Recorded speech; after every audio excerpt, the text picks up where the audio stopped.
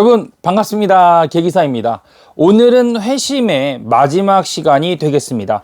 회심은 이제 좀 내용이 많다 본지라 3시간에 걸쳐서 이렇게 하게 돼요. 그래서 오늘은 회심을 끝을 내도록 하겠습니다. 그동안 뭐 분량이 많이 나가다 보다는 설명과 이해력을 최대한 돕기 위해서 여러분들께 분량을 좀 최대한 나눴고요. 이 회심이라는 거는 여러분들 계속해서 말씀드리지만은 삶을 살아가면서 신자들에게는 반드시 필수적으로 거쳐야 됩니다. 이거 안 거치면 정말 큰일 난다라고 계속 강조할 수밖에 없기 때문에 이걸 3파트로 나누어서 이렇게 다루게 되었습니다. 오늘은 교과서 180페이지부터 시작을 하도록 할게요. 만화 구원론이죠. 자, 이런 믿음이라는 게 어제 무엇이었죠? 그렇죠. 회개, 그리고 믿음, 회심, 이런 믿음에는 예수님에 대한 참된 지식과 감정적인 동의와 그리고 의지적인 신뢰라는 3가지 요소들이 결합되어 있어야 합니다. 그래서 제가 분명히 어제도 강조했던 게 지정의가 돼야 되고 이것의 동의와 그리고 실천적인 것이 반드시 행위로서 나타나는 열매가 돼야 된다라고 말씀을 드렸어요. 우리 마음에 참된 지식이 들어오면 예수님이 십자가에서 나의 죄를 다 용서하셨다라는 깨달음이 오게 되는 것이죠. 믿음의 지식이 깨달아지면 마음의 자유함과 해방감 그리고 기쁨과 감사함이 넘치게 되는 것이죠. 그죠? 왜 감사가 넘쳐요? 그렇죠. 믿음의 지식을 깨달으면서 내가 아하 구원이라는 게 이렇게 되는 거구나 라고 깨닫게 되면 기쁨과 감사가 넘치는 것이죠. 공로가 전혀 없는 우리, 그렇죠? 여러분, 우리가 구원받는데 공로가 있어야 됩니까? 없어야 됩니까? 우리의 공로가 없어요. 그죠? 로마서에서도 바울께서 계속 말씀하셨잖아요. 우리가 행위로냐? 그럴 수 없느니라. 다만 우리에게 있는 뭘로 말미암아 믿는 믿음 안에서 자라나는 것인데, 이 믿는 믿음 안에서 자라나는 것을 누가 주셨다? 하나님께서 주셨다는 거예요. 그렇기 때문에 사람이 단 1%도 노력의 결과가 있다는 게 아니에요. 오늘 조금 재밌는 얘기 좀 한번 해보도록 할게요. 오늘 제가 이렇게 있는데 페이스북으로 어느 모 전도사님께서 연락을 주셨어요. 개혁주의에 대해서 좀 알고 싶고 또 같이 함께 좀 나누는 사람이 있는데 이분에게 좀 설득력 있게 좀 얘기를 하고 싶다 해서 좀 상담이나 좀 조언 그런 것 좀 듣고 싶어서 연락을 드리게 되는데 가능하시겠냐? 그래서 전화 통화를 좀 오래 했어요. 아주 오래 했는데요. 그러면서 이제 많은 이야기들을 하게 되었죠. 그래서 이제 그분께서도 구독을 하시겠다 해서 구독자가 1명 늘었어요, 또. 한 분 한 분 가고 있네요. 여튼 간에, 이제 그러면서 오늘 했던 얘기가 이 얘기입니다. 그러니까 우리가 먼저 지적으로 깨달아지는 곳에서도 뭐가 나온다는 거죠? 감사함이 나오는 거죠. 앞에서 119가 내가 이제 물에 빠졌을 때를 이야기를 했죠. 내가 물에 빠졌을 때 정신이 살아있고 의식이 살아있단 말이에요. 그 상태에서 만약에 내가 119가 왔는데 손을 무의식적으로 잡았어. 그러면은 말씀드렸지만은 나는 병원에서 입원해서 문병 온 사람들한테 내가 10년 전에, 그러니까 문병 온 사람들한테 그리고 퇴원해서 10년 뒤에 이렇게 얘기하는 거죠. 내가 그때 물에 빠져서 떠내려가고 있었는데 내가 죽지 않고 천만다행히 살아 있었다. 그래서 119가 왔는데 내가 딱 잡았지. 그때 내가 만약에 의식이 조금이라도 만약에 없었으면 나 죽었다라고 하면서 내가 의식 있는 거를 세울 거예요. 그러니까 내가 생명에서 살아난 거, 내가 생명에서 그 죽지 아니하고 떠내려가던 것이 살아났죠. 이것의 공로가 어디로 들어가게 되는 거예요? 그러면 내가 산 거가 되는 거예요. 내가 산 거가. 그죠? 그러니까 잘못된 거가 돼버리는 거예요. 그러면 이제 내 공로가 들어가게 돼버리는 거죠. 맞죠? 구원에 있어서 내 공로가 들어갔어요. 그러면서 이제 저번에도 앞에서 이거 얘기했던 부분이죠. 근데 칼빈주의, 개혁주의에서 말하는 건 뭐다? 가장 성경적인 건 뭐다? 목덜미를 잡고 나는 이제 죽었었다. 완전 다 죽었었는데 목덜미를 잡고 올라왔댄다. 이렇게 표현해야 돼요. 정확히 말하면. 올라왔댄다. 깨어보니까 병원이더라. 여기가 어디죠? 병원이에요. 저 죽은 거 아니에요? 천국과 지옥 아니에요? 아니에요. 어떻게 된 거죠? 당신 죽었었습니다. 그런데 완전 죽어서 떠내려가던 거를 119가 와서 당신을 여기를 붙들어서 끄집어 와서 여기 지금 링겔 맞고 있는 겁니다. 아, 그래요? 감사합니다. 그럼 20년이 지나서 10년이 지나서 그 119 대원이 그때 늦게 오셨더라면 난 죽을 뻔했어요 라고 되는 거죠. 나는 이미 죽었었는데 119가 와서 나를 살려주셨으니 119께 온전히 감사합니다 라고 표현할 수 있는 거라고요. 벌써 말이 다르잖아요. 내 공로가 남느냐 주님의 공로만 남느냐. 여러분, 이거에 대해서 솔직하게 양심에 손 올리고 알미니안주의자들이 얘기해야 되는 게 뭐냐면, 저도 알미니안에서 한때 신앙생활을 했었지만 정직해야 된다는 거. 정직해야 돼요. 알미니안주의자분들 솔직히 구원에 있어가지고 확신을 가지고 가는 거에 있어서 내가 예수를 믿고 싶어가지고 믿는 거에 있어가지고 흔들리는 게 정체성이 나오잖아요. 안 나옵니까? 솔직하게 얘기해보세요. 나오잖아요. 저도 나왔었거든요. 저도 분명히 나왔었어요. 그러니까 내가 나는 열심히 신앙생활하는데 나는 구원 받았나? 라는 확신이 없었단 말이에요. 얼마나 지옥이에요. 매주 교회 가고 매주 여러분들 헌금하고 시간과 물질 다 들여서 교회를 봉사하고 섬기는데 구원의 확신도 없이 왜 이렇게 지옥 같은 데서 살아가시냐고요. 구원을 제대로 몰라서 그런 거라고요, 여러분. 이해되셨죠? 근데 제가 오늘 그분하고 이야기를 하면서 또 한 번 더 확실하게 이제 소위 굳히기를 들어간 거가 뭐냐면 엎치기 굳히기에서 굳히기 들어간 게 뭐냐면 죄송합니다. 이런 거 안 할게요. 굳히기 들어간 게 뭐냐면 제가 그런 얘기 했어요. 죽었어요. 죽어가지고 심판대 섰단 말이에요. 심판대 섰어요. 근데 심판대 섰는데 갑자기 하나님께서 하신 말씀이 너 지옥이라고 했어요. 그랬더니 하나님 앞에서 변명을 다는 겁니다. 아니 주님, 제가 예배도 다 드리고 이것저것 다 하지 않았습니까? 헌금도 하고 기도도 열심히 하고 신앙생활도 하고 제가 열심히 성화되려고 최대한 노력하고 그렇게 했는데 왜 제가 지옥입니까? 라고 따진다 한들, 그럼 여쭤볼게요. 따진다 한들 여러분들 그러면은 여러분들이 따지면은 하나님께서 여러분들을 천국과 지옥에서 결론권에서 지옥 같다는 거 천국으로 옮기실 것 같아요? 이해되세요? 제 말이 무슨 얘기인지? 이해되세요? 하나님 권한이잖아요. 여러분들이 아무리 하나님 앞에서 발악을 하고 여러분들이 죽어가지고 심판대 앞에 섰는데 하나님께서 당신 너 지옥이야 이랬어. 저 평생 목회했는데요. 예를 들어 목사님들 죄송해요. 저 평생 목회했는데요. 필요 없어. 지옥이라고 하면 목사님 죄송해요. 알미니안주의자 목사님들께 여쭤볼게요. 여러 목사님들께서 여러 전도사님들께서 연락도 오고 많이 듣고서는 깨우치시고 하시는 그런 것들이 문의가 많아요. 요즘에 이 개기사를 하고 나서도 제가 자랑하는 게 아닙니다. 맞잖아요. 제 말이. 우리가 지금 뭐 계급장 따지는 게 아니지 않습니까? 목사, 뭐 전도사, 강도사 이거 하는 게 아니지 않습니까?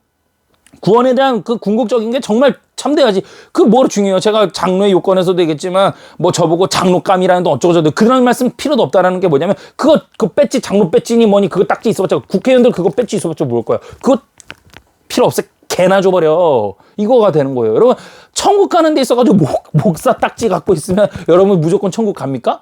그게 아니지 않습니까? 그런 거예요, 지금 내용이. 계기사의 전반적인 내용은 궁극적으로 예수 그리스도를 통한 구원의 확신과 구원에 대한 지식으로 통해서 우리가 이 구원론을 다루면서 이 회심에서 다루는 것들, 이런 것들을 우리가 보자라는 것이죠. 그죠?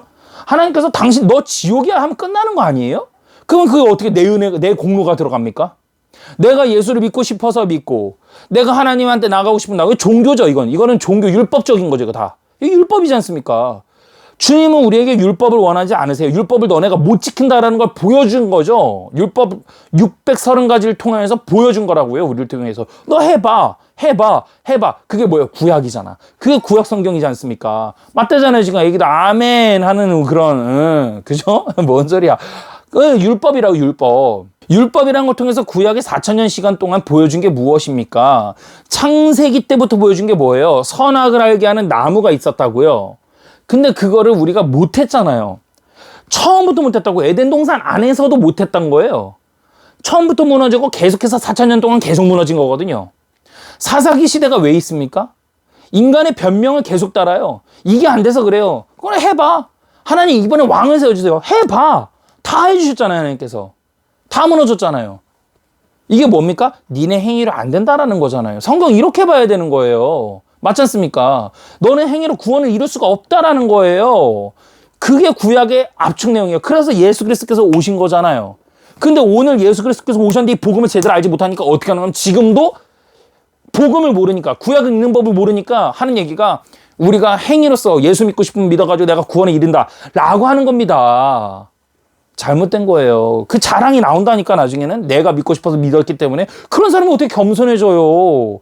그런 분이 어떻게 겸손해져요. 그러니까 내 이웃을 내 이웃과 같이 사랑하라. 그리고 남을 나보다 낮게 여기라. 이러한 것들이 참된 이 내가 구원에 있어가지고 개혁주의 신자답게 내가 119 대원에게 100% 은혜로서 구원받은 사람이라면 그런 말을 지킬 때 어떻겠어요? 내가 자랑할 게 없기 때문에 겸손하게 받아들여지게 돼요. 진심으로. 왜? 나는 그래 다시 산 목숨이다라는 게 진심으로 뼈에 때린다고요. 정말 달라요. 알미니안이 그 느끼는 거랑. 알미니안주의자들도 이 말하는 거는 다 똑같아요. 다 똑같다고. 근데 가슴에서 느껴지는 건 뼈를 때리는 게 다르다니까. 생각하는 게 다르기 때문에 접근법이 다르기 때문이죠. 그러니까 나중에는 한계에 도달했을 때 어때요? 그렇죠. 달라지는 거예요. 딱 한계 딱 도달하면 달라지는 거예요. 여러분 혈기라는 거를 한번 볼게요. 예를 들어서요. 여러분들 지금 이 영상을 보고 계신 분들께 여쭤보고 싶어요. 여러분들 가만히 계시는데 여러분들이 막 화를 내거나 막 밥상을 엎거나 뭐 그럴 정도까지 너무 심했나 밥상을 엎거나 막 이랬다고 치자고. 그럼 여러분들 그런 사람들은 정상이 아닌 거지 일단은. 그죠? 근데 여러분들 욕을 했어요. 제가 이 영상 보시는 분들께 제가 여러분께 쌍욕을 했어요. 그러면 여러분들 화가 나겠죠. 예를 들어 뭐 쌍욕인 좀 약한 거고 수위가 뭐 약간 여러분들 화날 짓을 했어요. 제가 여러분들한테. 그랬을 때 여러분들 나타나는 현상이 다른 거예요. 이해되세요? 예, 거기서 나타나는 현상이 다르다고요. 벌써. 이런 거예요. 그러니까 궁극적으로 몰렸을 때 달라지는 현상이 나타나요. 개혁주의 신자하고 아르미니안주의 신자가 거기서 달라집니다. 그래서 이게 정말 중요한 거예요. 심지어 교회 안 다녀도 여러분 어떤 세미나 훈련 같은 거 다녀도 충분히 사람이 착한 모습처럼 살아갈 수 있어요. 왜 없어요? 많아요. 동아리 같은 데 가보세요. 많아요. 경건을 뭐 어떤 그 도의 신비 체험 뭐 이런 거 있잖아요. 그런 학원 끊어 다녀보세요. 이렇게 이렇게 심신훈련법 이런 거 있잖아. 이런 거 다녀보세요. 그러면 그게 돼요.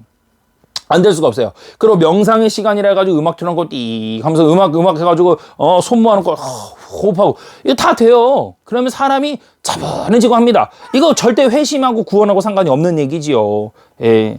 그러니까 여러분 이 헌신으로 나타나는 것 이러한 것들이 구원에 있어서 온전히 하나님께 100% 되는 경우 벌써 급이 다른 거죠. 그러니까 여러분 내가 예수 믿고 싶으면 믿는 거가 여러분 이 선택권이 나한테 있는 이상 절대적으로 순교나 이런 것들이 쉽게 넣을 수가 없습니다. 쉽게 넣을 수가 없어요. 절대로. 예. 교회사에는 이런 회심의 중요한 사건들이 많이 있었습니다. 교회 역사를 배워야 되는 거죠. 교회사. 그죠? 먼저 가장 유명한 회심 사건 누구죠? 바울이죠. 바울은 예수 믿는 사람을 핍박했단 말이에요. 그렇죠? 그 하나님과 원수되는 삶을 살았었죠. 그러던 중에 다메섹으로 가고 있다가 거기서 누굴 만납니까? 예수님의 빛과 음성을 보게 되죠. 사울아 사울아 네가 어찌해서 나를 박해하느냐. 그죠? 그래서 사울이 그 자리에서 쓰러져서 예수님을 영접하고 핍박하던 바울이 다시금 태어나는 사도바울로 태어나서 이제는 주를 위해서 그죠? 오히려 믿는 사람들에게 더 진리를 이야기하고 감춰줄 줄 알고 그죠? 그랬단 말이에요. 바울이 어땠을까 심정 이런 거는 이제 뭐 구원론하고 상관이 없는 거니까 나중에 얘기할 건데 뭐 이건 이제 별개 신학으로 바울의 어떤 이 상태에 대해서 더 볼 수 있는 것이 언젠가 나올 수 있었으면 좋겠습니다. 오늘 내 남편을 죽였단 말이야. 예수 믿는다고. 근데 내 다음 주에 와가지고 내가 거듭난 사람이라고 그러면서 했을 때 그 사람을 용서하는 크리스찬들의 마음. 그거 쉬울 수 있어요, 여러분들? 여러분들 가능하겠어요? 되게 쉽지 않죠. 여러분들 자녀를 낳아보신 분들 계시겠죠. 저도 자녀가 있고 처자식이라는 게 있지 않습니까? 가족이라는 게 있지 않습니까? 여러분들 가족을 예수 믿는다고 해서 죽였어요. 데리고 가서. 여러분 죽였어요. 그랬을 때 다음 주에 와가지고 나 예수 믿고 회개했대. 정말로 미안하다고 그런 식이 하는 거야. 그 사람 용서할 수 있냐는 거죠. 용서는 거기까지도 돼야 된다라는 거예요. 엄청 어려운 거죠. 그죠? 이런 회심이 있고 나서 바울의 인생은 그래서 바뀌었죠. 그죠? 바울의 회심 사건은 너무 급격하게 유턴했어요. 뚜렷하게 일어났죠. 그래서 회심한 사건을 뚜렷하게 기억할 수 있었습니다. 바울의 회심 사건이야말로 오늘 우리가 배우는 회심의 전형이라고 볼 수 있어요. 교회사에서 우리에게 회심 사건으로 유명한 또 한 명이 있는데요. 바로 누구냐면 어거스틴입니다. 성 어거스틴. 예. 초대 교회 교부 시대에 이르는 신앙의 선배라고 볼 수 있는데요. 가장 영향력 있는 어거스틴이다 이렇게 볼 수 있죠. 10대부터 동거를 시작해서 사생활을 낳았고 그리고 쾌락에 푹 빠져 살게 됩니다. 이 교회사 할 때도 이게 다루게 됩니다. 그는 출세를 위한 야욕을 가지고 로마 제국의 수사학자로서 삶을 살아갑니다. 쾌락과 지식과 명성을 얻었지만 여전히 그 마음에는 만족이 없었습니다. 그러던 어느 날 갑자기 어거스틴의 귀에 톨레레게라는 말이 들려왔죠. 아이들이 노래를 불렀다고 해요. 톨레레게 이게 뭐냐면 이제 펴서 읽어라 뭐 이랬던 뜻이에요. 그래서 거실에 있던 성경을 펼쳐서 로마서 13장 13절에서 14절을 보게 되었죠. 그때의 경험에 대한 어거스틴의 기록을 보아하니 나는 집 근처에서 어린 아이의 노랫소리를 듣게 되었다. 노래의 후렴은 이렇게 반복되고 있었다. 집어들고 읽어라. 갑자기 눈물이 흘렀다. 성경을 펼친 본문이 어디였냐면은 13장, 로마서 13장 13절에서 14절이었다고 해요. 단정히 행하고 방탕하거나 술 취하지 말며 정욕을 위하여 육신의 일을 도모하지 말아라. 죄송합니다. 음란하거나 호색하지 말며 다투거나 시기하지 말고 오직 주 예수 그리스도로 옷 입고 정욕을 위하여 육신의 일을 도모하지 말라. 이것을 보고 나서 어땠대요? 나는 더 이상 읽을 마음도 그럴 필요도 없었다. 이는 마치 확신의 광채가 나의 심장 속에 넘쳐들었고 모든 의심의 어둠이 사라진 것 같았다. 여러분, 하나님의 말씀을 듣고 나서 거듭나는 거거든요. 하나님 말씀을 듣고 막 심장이 뛰는 거예요. 내가 어떻게 해야 될 거, 이렇게 돼야 되는 거지. 근데 여러분들, 많은 사람들이 오늘날에 어떻게 되냐면 은사주의에 도취가 됐단 말이에요. 그러니까 성령 받은 거가 오해가 돼가지고 이거가 도취가 돼가지고 방언을 하거나 흔들거나 막 도취되거나, 여러분 실제로 뇌를 막 흔들었다가 나와보세요. 띠꿍합니다. 그런 거가 성령 은혜 받은 거라고 생각을 하는 거죠. 왜? 나는 뭔가 다른 사람이라는 거를 표현해야 되니까. 근데 그 다른 사람이라고 표현하는 거가 뭘로 나온다는 거예요?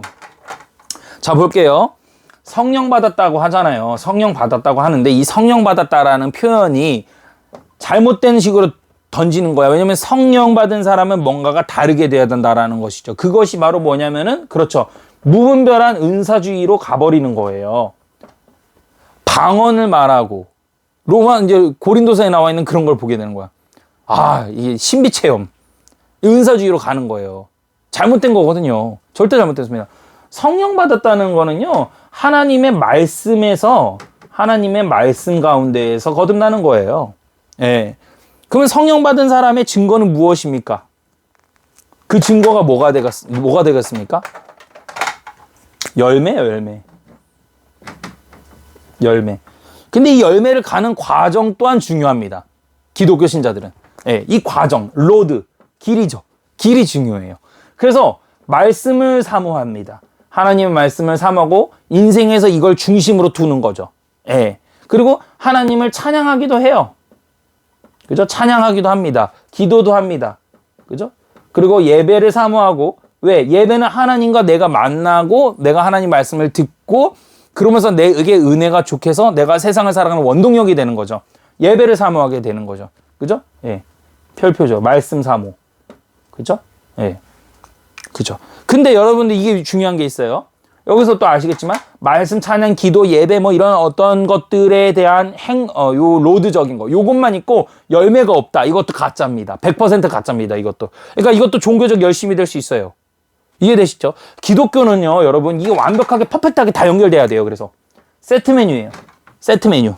오케이? 아시겠죠? 하나만 있을 수는 없어요. 아셨죠? 그 유사 그리스도인이라는 책을 보시면 뭐 어떻게 나옵니까? 열매에 대한 거는 저기 매튜께서 말씀 안 하시고 요거만 가지고 이제 말씀하시면서 요게 다 가짜다. 그러니까 요게 다 가짜다 표현한 것보다 요거만 하는 사람들, 이것만 하는 사람들이 있다. 그러니까 진짜로 착각하지 마라. 유사 그리스도인이야. 유사한 사람들이에요. 열매가 나와야 되죠. 성령의 열매. 그죠? 오직 성령의 열매는 사랑과 희락과 화평과 자비, 그죠? 사랑과 희락과 화평과 오래 참음과 자비와 양성과 충성과 온유와 절제니 9가지 열매. 성령 이 같은 법을 금지할 법이 없는 거죠. 이런 것들이 나와야 되는 거예요. 예. 그러니까 내가 자체적으로 혈기가 있고 열정이 넘치는 사람이에요. 그런데 이거가 어떻게 온유함으로 되는 거지. 온유함으로. 그리고 이 사람은 타고 태어나기를 평화주의자로 타고 태어났어요. 그런데 기독교를 욕보이거나 예수 그리스도를 통해서 내 열정과 헌신으로 진짜 막 이게 올라오는 거지. 그래서 막 몸을 던져서 사수하면서 진리를 위해서 죽어가는 거야. 막 이런 사람 변화된 거거든요. 변화야. 이게 변화가 없으면은 여러분 잘못된 겁니다. 잘못된 거예요, 여러분. 그걸 아셔야 돼요. 제가 오늘 하나 얘기하고 갈게요. 오늘 제가 제가 섬기는 교회에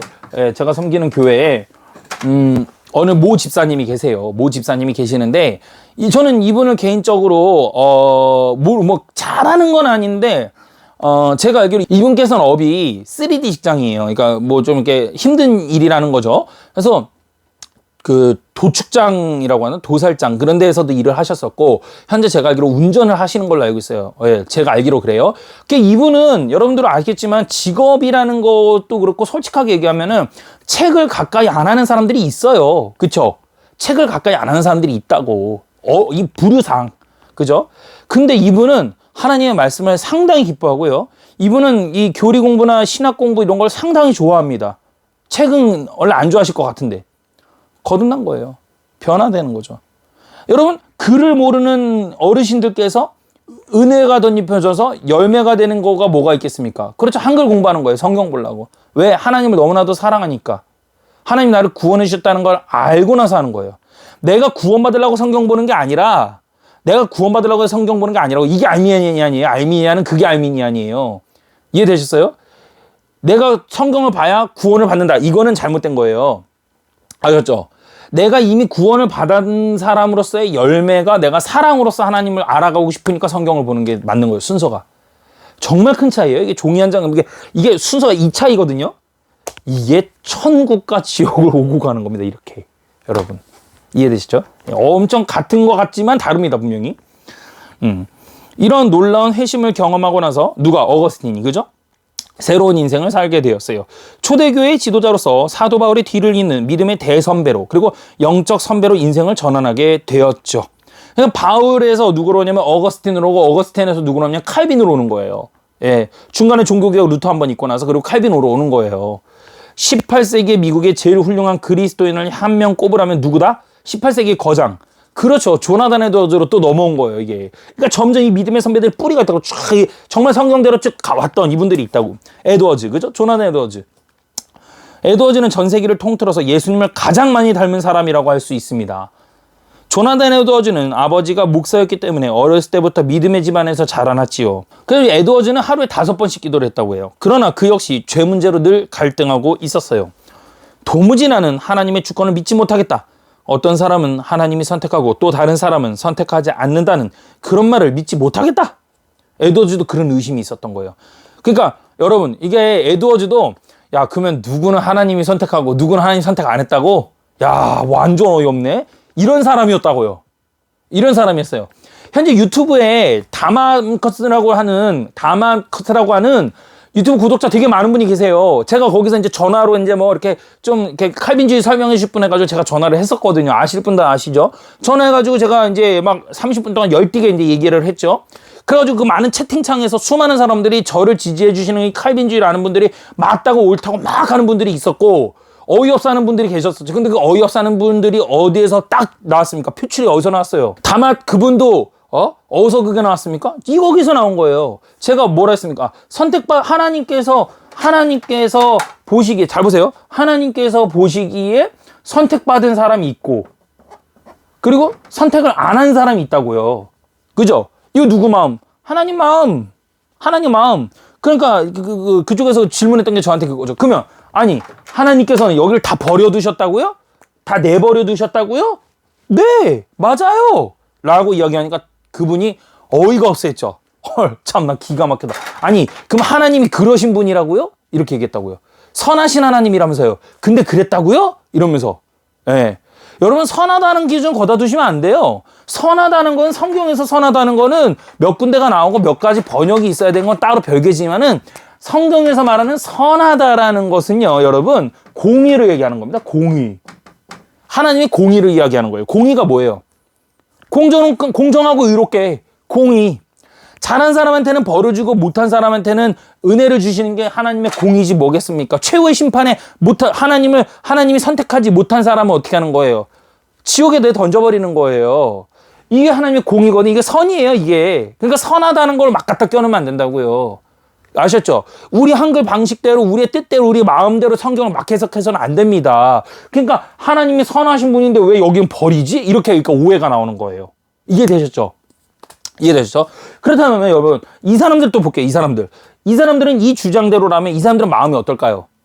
나는 하나님께서 조건 없이 선택하신 거죠. 겁나게 고마운 거지. 겁나게 은혜가 넘치는 거지. 내가 뭘 했다고. 아무것도 안 걷거든. 근데 얘네랑 버려두고 여기는 잡아주신 거예요. 여러분, 이해가 되세요? 엄청 감사한 거라고요. 그죠? 엄청 감사한 거라고요. 근데 여러분, 이거에 대해서 제가 또 얘기해 볼게요. 이거 회심 오늘 다 끝내야 되는, 큰일 났다. 또 많아진다, 내용이. 그죠? 이거 볼게요, 여러분. 그럼 이거에 대해서 어떻게 얘기하면 볼게요. 제가 복음을 전했어요, 누군가에게. 자, 하나님은 복음을 전했어. 복음은 안 할게요, 여기서. 길어지니까. 복음을 전했어. 복음을 전했더니 누군가는 믿는 거예요. 누군가는 믿는 겁니다. 아, 그래요? 하나님이 우리를 죄가 많고 우리가 1.1핵도 진짜 우리의 공로 없이 그렇게 우리를 예수 그리스도를 통해서 우리를 구원해 주신다고요? 그렇게 한다고요? 우와, 다행이다. 감사해요. 진짜예요? 와, 그럼 내가 아무것도 한 게 없는데요? 이러면서 겸손하게 나아가는 사람. 이 마음 상태가 이미 선택받은 거예요. 이 마음 상태가. 근데 제가 복음을 전했더니 무슨 말이야? 하나님은 그런 분이 아니에요. 하나님이 그렇게 나쁜 분이에요? 우리를 내버려 두시라고? 내 행위대로 내가 믿고 싶으면 믿어가지고 가는 거잖아요. 그 유튜브의 그분처럼 어이가 없네? 그러면 이건 뭐예요? 그럼 하나님 그런 분이라고요? 참나 어이가 없네. 잠깐만. 당신이 말하는 그 어이없다라는 거 있지. 그거 왜 나왔지? 보자고. 당신이 심령 상태에서 어이가 없다라 했잖아요. 어이없다고 하는 이유가 뭡니까? 간단하죠. 주권이 누구한테 있어? 나한테 있기 때문이잖아. 내가 생각하는 거. 내가 기준으로 잡아놓은 거잖아요. 그거는. 맞지 않습니까? 내가 하나님이 선하다라는 기준을 내가 잡아놓은 거잖아요. 왜 선해야 되지? 내가 믿고 싶으면 믿으면 구원된다는 건 내 믿음이잖아요. 내 기준이잖아요. 그건 내 기준이잖아요. 여기서 말하면 여러분들이 이렇게 말씀할 수도 있죠. 그 성경에 나오는데요. 누구든지 내가 믿고 싶으면 믿고 그런 게 나오잖아요. 누구든지 내가 문을 밖에서 두드리면 문을 열면 내가 그로 더불어 먹는다고 나와 있잖아요. 라고 하면은 앞에 거 보세요. 여기서 그 얘기할 필요 없어요. 앞에 거 보세요. 구원론 앞에 편 안 보셔서 그런 말씀하시는 거예요. 앞에 편에서 제가 그 얘기했죠. 그거 어떻게 해석해야 되는지. 이해되셨죠, 이제? 더 이상 어떻게 얘기할 수가 없네. 자, 지금 이렇게까지 제가 분명히 충분하게 말씀을 드렸어요. 수많은 목사님들, 수많은 전도사님들까지도 이런 영상을 보시고 이런 걸 통해서 전화도 오고 상담도 오고 변하고 계세요. 돌이키고 계신단 말이에요. 근데도 이렇게까지 얘기했는데도 정말 제가 봐도 정말 다 막아놨어. 내가 하나는 최대한 해봤어. 다 길은 다 막아놓고서 지금 얘기하는 거야. 근데도 변하지 않는다. 간단해요. 속 시원하게 개기사답게 말씀드릴게요. 선택받지 못한 거예요. 예. 저한테 뭐라 하지 마세요. 저한테 뭐라 하실 거 없습니다. 예, 저한테 뭐라 하실 거 없습니다. 분명히 말씀드렸어요. 천국과 지옥의 갈림길에 있어서 하나님께서 난 너를 선택하지 않았다고 하면 어떻게 천국으로 뛰어갈 거냐고요. 하나님 막으셨다는데. 그죠? 이래서 신학의 부재가 위험하고 무서운 거예요. 구원받은 줄 알았는데 구원 못 받은 사람. 죽어나는 겁니다. 어제 말씀드렸죠? 예. 이런 에드워즈에게 이런 의심을 가지고 내적으로 투쟁하는 나날을 보내던 그에게 어느 날 이런 일이 발생해서 그의 자서전을 들여다볼까? 자, 에드워즈의 자서전도 읽어드릴게요. 디모데전서 1장 17절을 읽을 때였다. 디모데전서 1장 17절이래요. 영원하신 왕, 곧 썩지 아니하고 보이지 아니하고 홀로 하나이신 하나님께 존귀와 영광이 영원 무궁토록 있을지어다. 아멘. 이 구절을 읽고 있는데 하나님의 영광에 대한 감각, 전에 경험했던 어떤 것과도 전혀 다른 감각이 내 영혼에 생겼다. 그리고 내 영혼 전체에 확산되었다. 성경의 다른 어떠한 구절도 이 구절처럼 내게 다가온 적은 없었다. 영원히 하나님 안에 파묻혀 있고 싶었다. 나는 속으로 하나님은 얼마나 놀라우신 분인가 라고 생각했으며 이 성경 구절을 계속해서 되풀이해서 읽었고 성경 구절을 가지고 찬송을 부르기 시작했다. 그리고 하나님과 즐겁게 교제하기 위해서 기도하러 갔다. 이 체험 안에는 영적인 어떠한 것, 즉 구원과 관련된 어떠한 것이 있었다.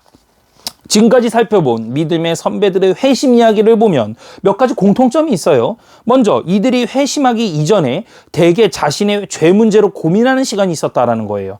비록 기독교 문화권에 살고 있지만 자기 마음속에 해결되지 않은 죄 문제에 대한 고통이 있었다라는 것이죠. 두 번째, 그들 모두에게 공통적으로 하나님의 말씀을 듣는 시간이 있었다라는 것입니다. 설교를 들을 때건 성경을 읽을 때건 그들 모두는 하나님의 말씀이 자기의 영혼에 부딪혀오는 경험을 했습니다. 말씀이 부딪혀오면 자신의 죄를 인식하게 되고 예수 그리스도만이 이 문제에 대한 해결책이라는 것을 깨닫게 되는 것이죠. 그죠? 예수님만이 해결책인 거죠. 천국과 지옥 가는 거에 있어가지고 내 죄 때문에 못 가는 건 아시잖아요. 알미니아 안에 계신 분들도. 그죠? 아까 말씀드렸잖아요. 죽어서 내가 천국 선택하는 게 아니라니까요. 하나님께서 너 지옥이라고 하면 어떡하실 거냐고요. 뭘로 뒤집으시려고요? 행위지 다. 그죠? 다 행위잖아요. 지금 그렇게 보니까. 내가 교회 예배 갔는데요. 행위잖아요. 내가 찬양했는데요. 행위잖아요. 내가 성경 봤는데요. 행위잖아요. 내가 기도했는데요. 행위잖아요. 그걸로 천국 못 간다 하시면 어떡할 거냐고요. 별개라니까요. 전혀 별개요. 하나님의 100% 주권적으로 그냥 하나님 마음입니다. 예. 스님들도 성경 본다니까. 스님들도. 5권 놓고 보는 스님을 제가 옛날에 교회 다니기 전에 봤다니까. 어떡하실 겁니까? 여기서 한 가지 주의해야 할 점이 있습니다. 회심에는 분명히 회개와 믿음의 요소가 있지만 각 사람은 다양한 방식으로 회심한다는 거예요. 루터형, 어떤 사람은 사도 바울이나 루터처럼 급진적으로 회심하기도 하고요. 칼빈처럼 서서히 회심하기도 합니다. 또 어떤 사람은 극적인 회심만 회심으로 인정하는데 그건 옳지 않아요. 하나님은 다양한 걸 좋아하시는 분입니다. 오히려 회심이 서서히 일어난 사람 가운데 더 강력한 믿음을 소유한 사람들도 많아요. 근데 이거 오해하지 마세요. 앞에서 분명히 얘기했죠. 회심이 있어가지고 공통점은 있어요. 성경을 보거나 설교를 듣거나 참된 복음을 듣거나 죄에 대한 문제가 심각하거나 이랬을 때 그 다음에 여러 현상들로 접근이 된다라는 거죠. 그리고 여기서 말하는 거는 뭐예요? 갑작스러운 급적적 변화냐, 회심의 변화냐, 아니면 여기서 점진적 회심의 변화냐, 이런 다양성을 말하는 것이지 다른 거는 다 일절 부정입니다. 여러분 여기 오해하시면 안 돼요. 여기서 다양하다는 건 범위 안에서 다양한 겁니다. 분명히. 예. 오히려 회심이 일어난 사람 가운데 더 강력한 믿음을 소유한 사람들이 많습니다. 그러므로 극적인 회심을 체험한 사람들에게 열등감을 가질 필요 없습니다. 쟤는 갑자기 뒤집어졌네 바울처럼 말이야. 이럴 필요 없어요. 어떤 사람은 어릴 때 분명한 회심을 경험하기도 합니다. 애들이라고 회심이 없는 게 아니죠. 그러나 어떤 사람은 어릴 때부터 교회를 다녔지만 회심하지 못했다가 성인이 돼서도 회심하기도 해요. 예.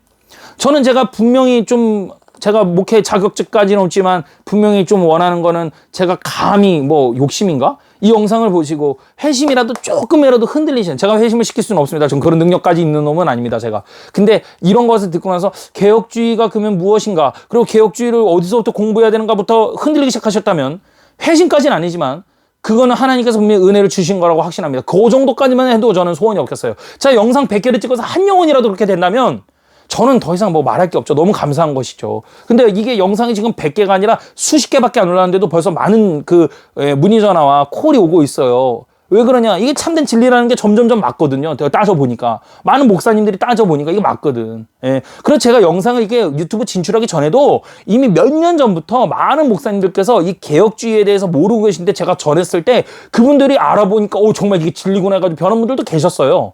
제 잘나가는 거 절대 아닙니다. 제 자랑이 절대 아닙니다. 이미 검증이 됐는데 유튜브 와보니까 더 많은 분들이 그렇게 되고 계시는 거예요. 정말 감사한 거죠. 왜? 천국을 가는 게 아니라 지옥을 때로 데리고 가다가 갑자기 지금 천국을 데리고 가고 있는 거니까, 목사님들이. 정말 감사한 거죠. 그러니까 저도 자랑할 게 없는 거예요. 왜? 저도 은혜로서 알게 된 것이잖아요. 그러니까 저도 거저받았으니 거저주라는 말씀을 굉장히 지키고 있는 거죠. 그죠? 예. 자랑할 게 없습니다. 절대로. 누구든. 예. 여러분들이 만약 이걸 들으시고 여러분들이 복음을 알게 되고 개혁주의를 알게 됐어요. 여러분들이 자랑하실 수 있습니까? 여러분들이 뭔 수로 자랑해요? 여러분들이 뭘 하셨다고? 아무것도 게 없죠. 그죠? 이처럼 회심의 때와 방법은 다양한 거예요. 간혹 회심한 후 전혀 흔들리지 않고 죽을 때까지 찬송만 하면서 하늘나라로 가는 줄 아는 사람이 있어요.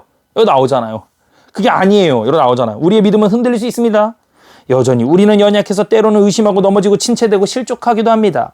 그렇다고 해서 믿음을 저버리는 것은 아니에요. 주변에 혹 흔들리는 사람이 있어도 그를 믿음 없는 사람이라고 판단하지 마십시오. 나무도 바람에 흔들리면서 뿌리가 깊어지기 나름이거든요. 오히려 연약함은 값없이 구원의 은혜를 베풀어 주시는 하나님의 사랑을 바라보는 계기가 될 수 있습니다. 그럴수록 성경 말씀을 열심히 배우시고요. 믿음의 뿌리를 내리십시오. 문제는 가짜 회심도 있다라는 것인데요. 이게 진짜 큰 문제입니다. 그러니까 제가 말씀드렸잖아요. 여러분, 제가 꼭 계기사 아니어도 됩니다.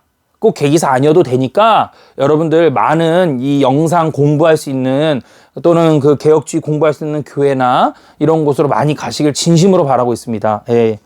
어떤 사람들은 부모에게서 내려오는 신앙 전통을 그대로 지켜나가는 것만으로 자신이 신자라고 생각합니다. 우리 아버지가 감리교였어. 그래서 난 감리교 다녀야 돼. 우리 아버지가 장로교였어. 그래서 난 장로교 다녀야 돼. 잘못된 것이죠. 오늘날에는 그리스도인이 된다는 것에 대해서 너무 피상적인 견해에 빠져 있어요.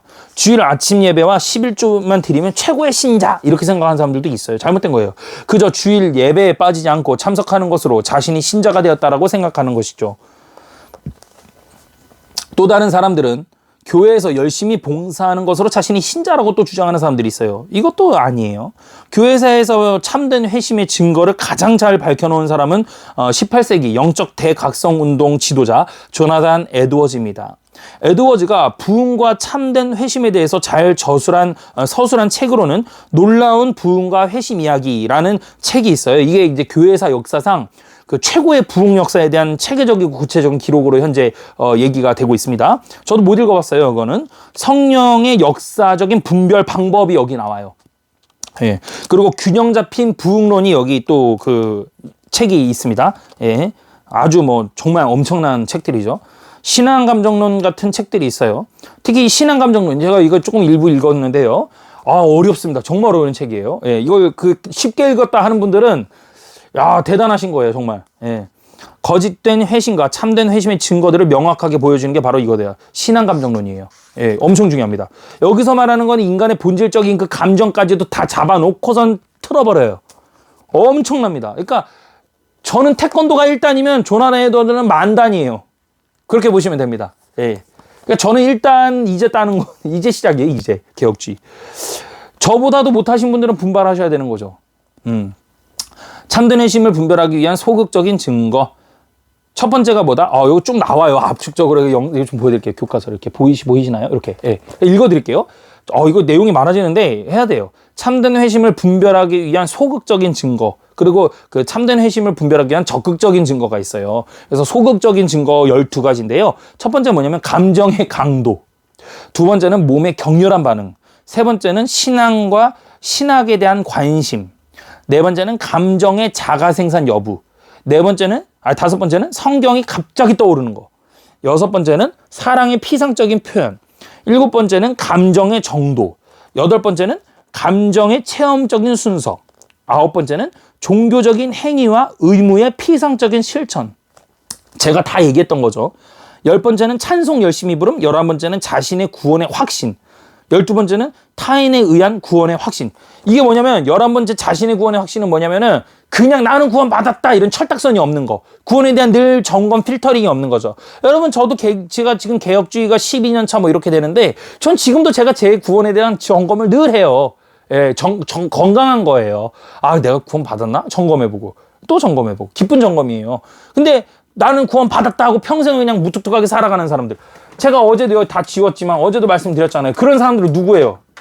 그런 사람 누구예요? 나 구원 받았네? 나 구원 받았네라고 생각하는데 나 구원 받았거나 나 구원 못 받았거나 이거 되면 다행이야. 이건 문제가 없어. 이건 해피한 거죠. 이거 되면 죽는 거다 진짜. 큰일 난다 이건. 절대로 걸려도 이건 빠꾸가 안 돼. 일본 콩글리시 빠꾸가 안 돼.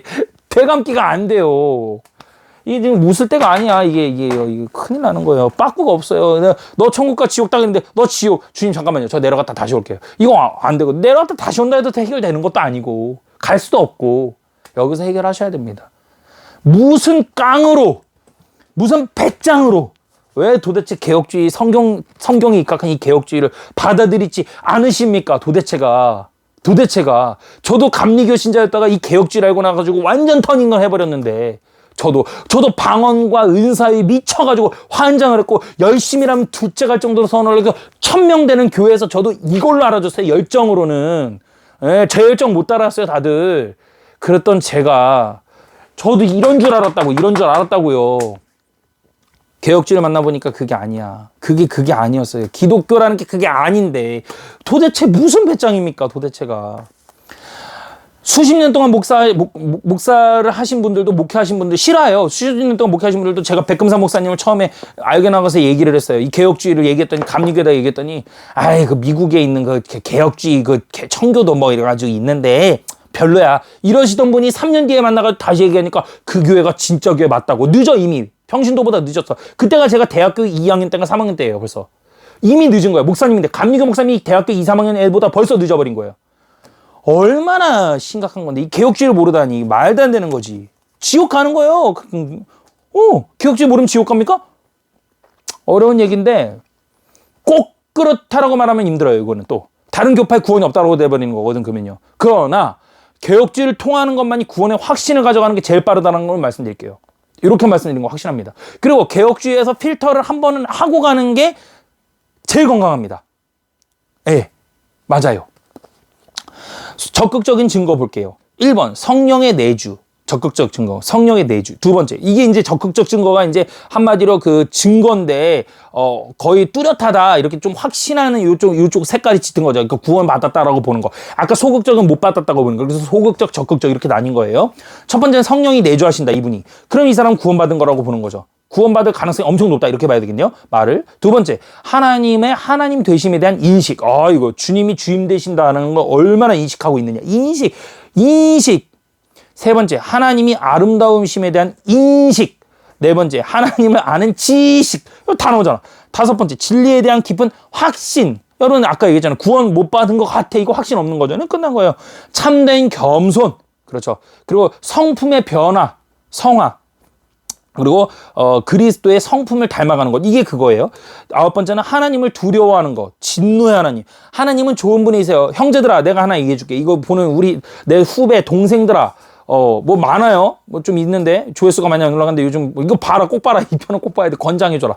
제가 말씀드릴게요. 여러분 소개팅 나가는데 자매님들, 형제님들 잘 들으세요. 소개팅 나갔어요. 소개팅 나가는데 그렇게 있습니다. 교회 다니세요? 네, 교회는 아닙니다. 이미 알고 나간 거야. 좋다 이거야. 하나님은 어떤 분이세요? 라고 물어보세요. 상대에게. 근데 이 사람이 하나님은 좋으신 분이세요. 그동안 커피만 마시고 일어나세요. 정중히 인사하고. 아셨죠? 하나님은 정말 무서운 분이세요. 아, 그래요? 그때부터 대화가 되는 거야. 최소한 기본이다잉 필터. 나 알려줄게. 그 다음에 신앙의 균형. 그 다음에 하나님을 향한 갈망. 갈망 없어. 막 그냥 책도 안 봐. 그냥 기도도 안 해. 뭐 아무렇지 않아. 가짜지. 행위로 나타나는 신앙, 열매를 말하는 겁니다.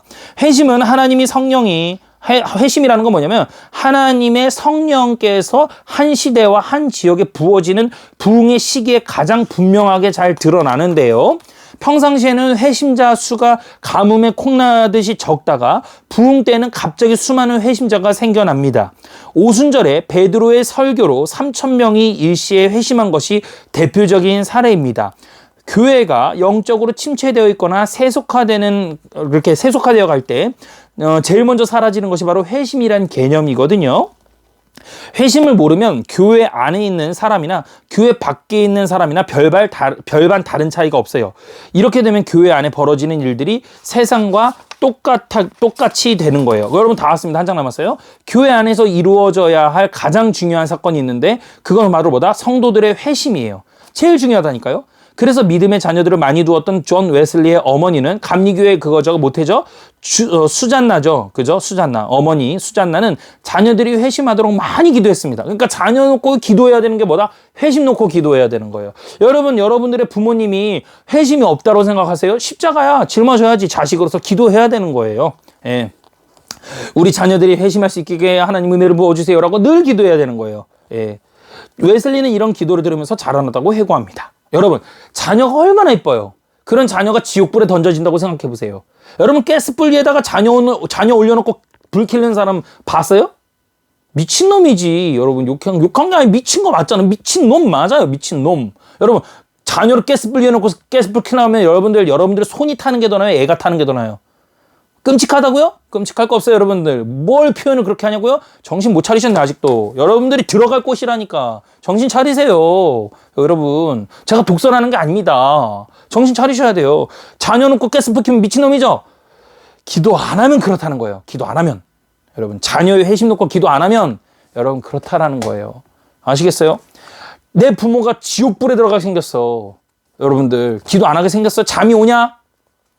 오늘날 우리에게 정말 중요한 것은 바로 이겁니다. 당신은 회심한 그리스도인이십니까? 입 밖으로 대답하지 말고 속으로만 답하십시오. 지금 회심에 대한 성경의 가르침을 되새기시면서 각자 자신을 좀 돌아보셨으면 좋겠어요. 만약에 바울과 우리 어거스틴 그리고 조나단 에드워즈 이런 부인할 수 없는 회심의 사건이 여러분들 삶 가운데 일어났음을 고백할 수 있다면 우리는 이 세상에서 가장 행복한 사람일 거예요. 구원받은 걸 체험하고 구원받은 걸 확신하면서 살아가는 사람이니까. 근데 반대로 만약에 교회 생활을 하고는 있는데 교회를 수십 년 다니고 계세요. 근데 아직 이렇다 할 회심에 대한 고백이나 말씀에 대해서 정말 뼈를 때리거나 그런 것들이 없다라면 그 사람은 가장 불행하겠죠. 잠깐만, 여기서 이렇게 말씀할 수 있죠. 저 평생 교회 다녔는데요. 저 성경 가지고 그런 뼈를 때리는 일이 있었는데요. 그래요. 일회성으로 있었을 수 있어요. 소극적입니다. 아까 얘기했죠. 에드워즈께서 말씀하신 단회성. 그거 아닙니다. 왠 줄 아세요? 회심의 결과물이 뭔지 아십니까? 회심의 결과물? 회심을 하잖아요. 회심을 하면 이 결과물이 어떻게 되냐면 하나님의 말씀 사모로 이어져요. 하나님의 말씀을 알아가고 싶고 하나님의 말씀이 진리가 무엇인지를 자꾸 탐구하고 파고들어요. 이게 없으면요. 앞에 거 뻥이에요. 앞에 거 거짓말입니다. 예. 그러니까 내가 평생 그러면 하나님 말씀 언제까지 공부해요? 죽을 때까지 해야 되는 거지. 근데 그게 행위가 아니야. 힘들면 말어. 가짜니까. 맞아요. 가짜니까. 예, 가짜예요. 근데 나는 하나님이 정말 진심으로 좋은 거지. 읽을 때마다 눈물이 철철철철 흘려지고, 개기사 보면서 들을 때마다 흘려지고, 정말 주님 제발 살려주세요. 개기사 영상 끝나면 그냥 끄고서는 막바로 가는 게 아니라 정말 진심으로 기도하는 거지. 있어요, 없어요? 있어요, 여러분. 제가 지금 귀에 들어오는 사람들이 있어요. 저한테 고백해 주시는 분이 계세요. 그래서 하는 얘기입니다. 저기요, 집사님. 개기사 보면서 정말 눈물 많이 흘립니다. 저 개기사 오늘도 보면서 눈물 흘렸어요. 저 개기사 보면서 정말 제가 어떻게 해야 되는지 정말 막 흔들리기 시작합니다. 너무 두려워요. 하나님 무서워요. 이런 분들이 계세요, 지금. 여러분들이 계세요. 근데 여러분들만 지금 아직도 그런 복음이 없다면 여러분들 심각한 겁니다, 정말로. 전하는 사람도 눈물 흘리고 듣는 사람도 눈물 흘리는데 왜 여러분은 이걸 들으면서도, 수파를 들으면서도 흔들림이 없냐는 거죠. 그걸 어떻게 할 수가 있어요? 간단한 거죠. 주께서 여러분들에게 은혜 주시길 정말 소망할 뿐입니다. 기도하겠습니다. 하나님, 회심이라는 거에 대해서 이제 끝났습니다. 이 회심이 얼마나 우리에게 두려운지 압니다. 믿음 플러스 회개. 이게 얼마나 단순 이론이지만, 단순 공식이지만 여기 안에 모든 것이, 우리의 생사 모든 것이 다 결정되는지 우리가 압니다. 하나님 제발 회심의 영을 부어주십시오. 창세 전부터 선택한 사람들의 마음이 요동치게 해주십시오. 그리고 자녀들을 위해서, 부모들을 위해서, 형제들을 위해서 기도할 수 있는 그러한 사람들이 대한민국 곳곳에 다시금 부흥의 역사가 일어날 수 있도록 하나님 은혜를 허락하여 주시옵소서. 감사드립니다. 예수님의 이름으로 기도드립니다. 아멘. 감사합니다. 여러분 고생 많이 했습니다. 감사합니다.